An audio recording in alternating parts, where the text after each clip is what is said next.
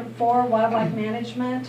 The only thing that I've seen recently, and I haven't had any other reports, is just a coyote crossing over the same area, east to west on the south end. And we will continue to be vigilant on that. Item 5, or number 5, letter A, FAA's response in reference to past Chairman Braden's party proposal regarding the FAA Form 7460-1 obstruction evaluation airport airspace analysis. Braden asked if it would be possible to airspace an entire block of hangars, even though there may not be any immediate tenant planning to build there. Then once airspace and approval was received, as long as any future proposed hangars are within the confines of the block airspace and at or below the height submitted, no additional airspacing would be submitted. FAA responded, "This sounds like a good idea. Airport would only need to provide the outer limits and maximum height of the development and then do what you need to do within those boundaries. Keeping in mind the evaluations expire along with that. However, FAA routinely extends the 18 months for 2 iterations, meaning 4.5 years is available before they get recirculated. So all the airport has to do is to resubmit that block and to notify when construction is complete on any block." That's a great idea. So Yeah. it was a nice surprise. It was so good that I didn't think they'd do it. Neither did we. Yeah. Toby We was chose our helping me words on that. carefully when we got. And by the next meeting too. Pardon? And here we have it. Yes, By the next meeting. exactly. Thank you, Toby, for helping out with that. All right, moving on to letter B, the summer internship. I did interviews and it's been filled. John Hanna will be joining us. OU Aviation Management student will be starting his internship with the airport starting June 1st, and he'll work with us for a couple of months. I've been given the okay if he can come in a couple days earlier or whenever, that's great. If he wants to work up until he starts school in August, that HR is good with it. And we got him a ceremonial bottle of sunscreen. Well, yeah, I told him he's going to have a little bit of both. Probably more of some, but I don't want to scare him away with all the mowing, so. Told me he's going to learn all the equipment. And also, something really neat, item C, seasonal employee, Mitch Curley, who worked for the airport as an unpaid intern last summer for 3 months, traveled up here from Norman every day, is going to be returning to work for us again this year. He will be our seasonal paid employee and will work for the months of May through October. So I'm really excited about that. I have somebody that's been on the airport, works the radios, knows all the equipment. It'd be nice to have him. You guys would probably recognize him. I think he's been to a couple of the board meetings in the past. All right, number 6, airport manager activities, just some of the things that I've done or continue to do. Just trying to get to as many chamber coffee networking as possible, invite them to come to the airport, see the airport. I also got the opportunity to talk with college students and serve on the University of Oklahoma Career Development speaking panel. And I always enjoy doing that. They got a lot of great questions. And I will be attending the 2016 OAOA annual conference, which starts, I'll go there Saturday. It's being held in Norman off Highway 9 at the Marriott Conference Center out there. And I'll be there Saturday, Sunday, Monday, Tuesday, back here Wednesday morning-ish. That'll be a lot of information. I've chaired the speaker committee on that. It's been just crazy about trying to get all this put together. We have 35 speakers. And I'm just going, holy cow. I think it's the most we've ever had. I'm really looking forward to it, though. It'll be an opportunity to get some more information, educational type stuff out there and get to know what's going on with some of the more recent issues. And I got to visit the Grove Airport. It's just something I wanted to bring up to you guys. I thought it was really neat. Opportunity to go up there. Bruce Johnson encouraged me, or in fact told me I was going up there on April 1st. So I got the opportunity to go up and see their airport. Now you guys, I have to tell you, This is their brand new airport. It cost them $1 million. If you'll mind turning off the lights, please, Larry, thank It's you. just the terminal. It's not the entire airport, it's the airport. So it's just the I terminal. mean, the terminal, yeah, this is, so, I'm just gonna go through some of their pictures here. When we get down to, Wow. that's what it started out.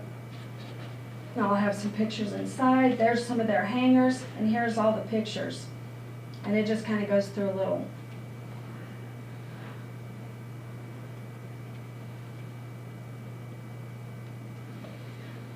So 250,000 from their trust, 250,000 from the city, and 500,000 from the state Oklahoma Aeronautics Commission.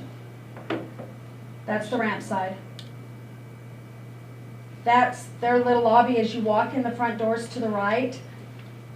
Very nice. There's the front door over here, as you can see. You got a long hallway there. This is the pilot's lounge. So basically, the reason why I'm showing this is just something to aspire to, to look forward to. Grove Airport has, I think that's 80 based aircraft. There's a couple of businesses on the airport, within the hangars. This is their long hallway, the entrance facing rear. There it's telling us. It's just beautiful. But I wanted to take the opportunity to show you that. And this is all their lighting bulbs, their regulator. It's crazy how they've got this all set up. Everything in this building. They have also a safe room, a separate men's and women's bathroom, restroom.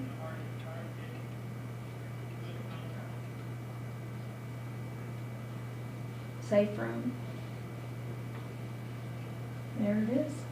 So the airport manager's office is over, it's on the back side. Her office is right over here. I mean, she can see everything. It's really neat the way that you have a bird's eye view out on the airport. So, How many operations a year do they have up there, you know? they have, well, I know, you know what, I don't have that right off the top of my head. I know that she sells over 8,000 gallons of fuel a month. So she does a lot of business up there. They do have the South Grand Lake, they have the Grand Lake, all the people with the homes, and several different entities flying in and out of there. So they do a lot of business. They've got a lot of people flying in and out. Grove, apparently, Bruce would know. He used to be up there. In fact, Bruce was a big part. He is the reason why the airport, that terminal building was there. He's the one who got all the money going for that. So it was kind of neat, and that's why he kind of wanted to bring us up there. And he also took a couple of the other directors from the wastewater treatment plant and the water treatment plant, to show them some of the things they're doing up there. So it was a really neat opportunity for us to just see what's possible and what we should look towards in the future. But not only part of the terminal though is that it opened up the entire opposite side of the airport. Is that we built a road in there, put the utilities over there to it, but they got an apron that'll probably house another 50 aircraft right there in front of that terminal.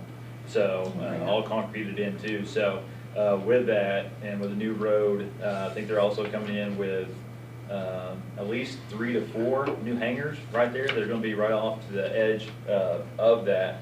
But anyway, that entire area right there, which is exactly the same things we have on the opposite side of our airport, could be having the same thing done. Because once you open up both sides of it, I mean, it opens up all kinds of opportunities.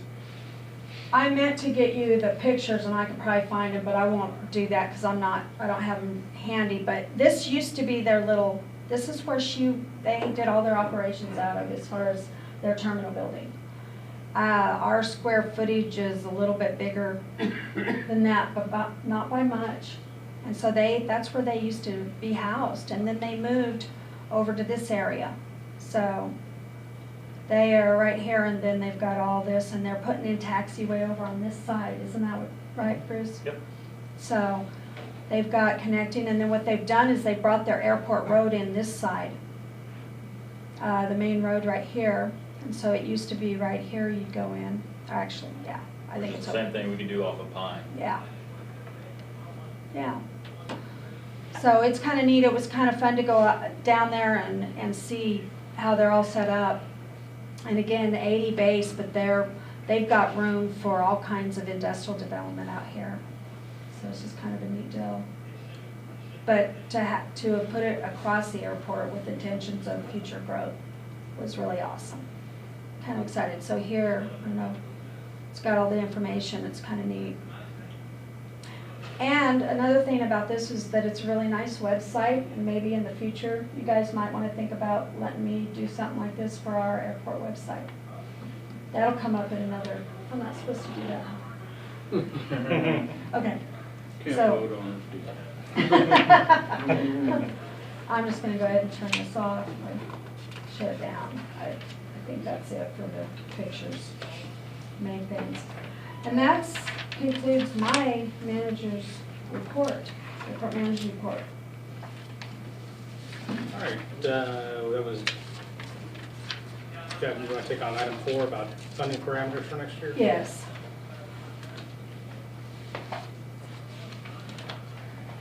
So setting the basic funding parameters for next year, both city managers and myself have been discussing the options available to us on what direction we see the airport's budget, whether it will be increasing, decreasing, or whether it'll stay the same. As the airport director, I myself would like to see it increase. I'd like to see the airport budget increase where the maintenance and Too much. Pardon? You can't go down much. Yeah, that's true. So, yeah, I don't see it decreasing. I really have high hopes, and I think city managers both agree that we'll see some changes in the future. First, maintenance and operation expenses are, a concern for me, and then to be able to do some airport development projects along the way. As you know, the Edmond and the Guthrie are on different budget years. Edmond's fiscal year 2017 starts July 1st, and our 2017 starts October 1st.